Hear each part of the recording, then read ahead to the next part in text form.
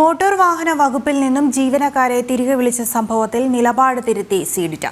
കരാർ വ്യവസ്ഥ തുടർന്നില്ലെങ്കിലും സർക്കാർ ഉത്തരവിന്റെ അടിസ്ഥാനത്തിൽ സീഡിറ്റ് മോട്ടോർ വാഹന ഡിപ്പാർട്ട്മെന്റിന് സേവനങ്ങൾ നൽകണം. കരാർ തുക അടിയന്തരമായി സീഡിറ്റിന് നൽകുന്നതുമായി ബന്ധപ്പെട്ട ധനവകുപ്പുമായി മോട്ടോർ വാഹന വകുപ്പ് ചർച്ച നടത്തും. മോട്ടോർ വാഹന വകുപ്പിൽ നിന്നും ജീവനക്കാരെ തിരികെ വിളിച്ച സംഭവത്തിൽ സീഡിറ്റ് പിന്മാറി.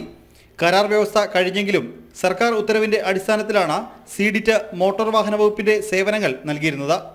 എന്നാൽ സീഡിറ്റ് ജീവനക്കാരെ പിൻവലിച്ചതോടെ മോട്ടോർ വാഹന വകുപ്പിൽ ലൈസൻസ് ഉൾപ്പെടെയുള്ള പ്രവർത്തനങ്ങൾ അവതാളത്തിലായി.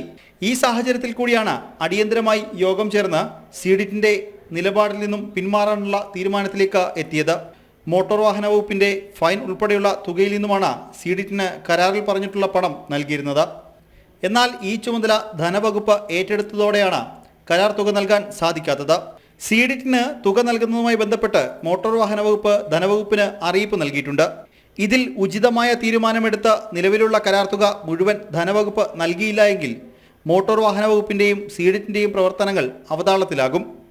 ജനം, തിരുവനന്തപുരം.